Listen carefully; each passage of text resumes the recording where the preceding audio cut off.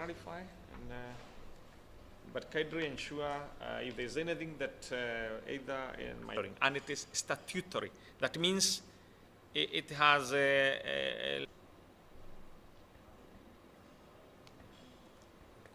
looking back from Siano, who is coming back to be mounted by the counties.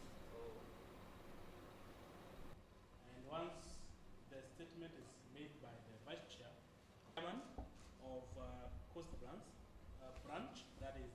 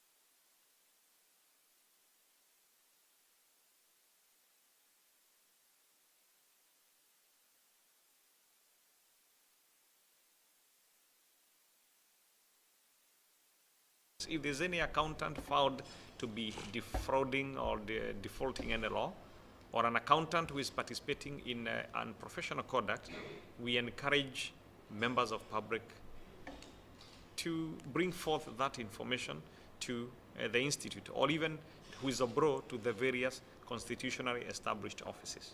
Thank you.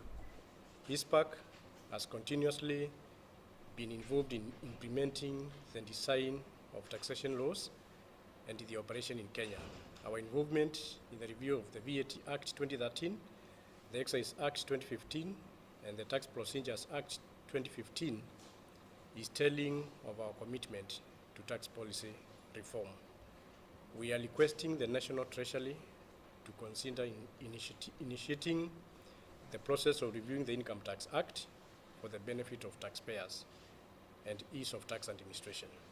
The Institute is still worried about the continued abuse of public funds. This stems from the recently released Auditor General's report that paints a gloomy picture on how the taxpayers' resources are being utilized. The report indicates that for the financial year 2014-2015, out of the audited 108 financial statements, only 27 financial statements, that is 25%, and a clean audit opinion. 47% and qualified audit opinion. And when we talk about qualified audit opinion, we are talking about an opinion which may not necessarily have misrepresentations, but is not in compliance with the set policy. 19%, 18%, and adverse opinion. Adverse opinion means there was gross misrepresentation, and this is the worst opinion you can get from an auditor. While 10% and a disclaimer opinion. Disclaimer opinion would mean that the auditor was not able to complete the audit. That is what we call limitation of scope. In summary, members of all the state, we are saying that out of 108 institutions, only 25% were given a clean bill of health. The other 75% was what we call unqualified opinion. And of course, the major issues identified are the issues around expenditure mismanagement, spending beyond approved budgets, and inability of the Auditor General to support expenditure. We note that most of these findings are not new. They have now become a common phrase and occurrence in the public life. We call upon public officers in charge of public resources to exercise prudence and responsibility in utilization and management of the same. Yeah, we do appreciate that in some of these misappropriations, our members are involved.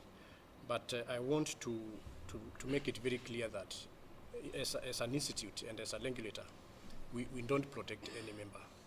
But some of these mismanagement issues are bigger than the institute really, because when you look at the fraud cases which you see in the media, there are issues which do not just point to the accountant alone, but possibly the entire management. So that becomes a corporate governance issue, which then requires the judicial process.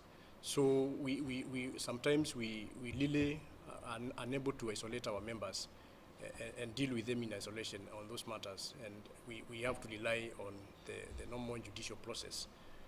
We have to wait for rulings from the courts to be able to establish whether our members were really the main culprits in such cases. But having said that, the Institute has a very clear mechanism on how to discipline our members. And as I said, separately we also engage the members and do what we call a quality review in terms of how they did their work in that process. Spending more than the approved budgets, and again the recommendation, and this is working with the Office of the Control of Budget, is to make sure that spending limits are observed so that public institutions don't spend beyond the approved budgets.